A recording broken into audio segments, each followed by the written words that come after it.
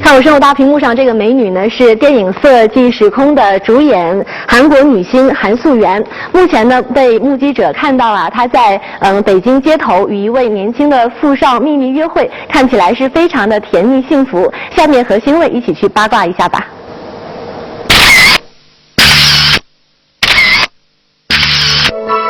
曾经主演电影《色即是空》的韩国女星韩素媛日前被目击在北京星光天地附近密会一位年轻富少，从亲昵的举止可以判断两人是情侣关系。只见两人在车内相聊甚欢，而后男友揽着韩素媛步入商场，一路上照顾得体贴入微，1小时后两人驾车离去。据知情人士透露，该男子是山西富二代，与韩素媛在朋友的聚会上相识，并迅速坠入爱河。2002年，电影《色即是空》公映之后，韩国女星韩素媛受到了极大的欢迎。2006年，她和张娜拉在中国的北京、天津等11个省市登台演出，并在中国接拍了整形医院和减肥用品的广告。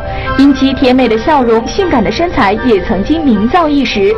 除了主演影视剧，还出了专辑，并兼职瑜伽教练。近年来，长期定居中国。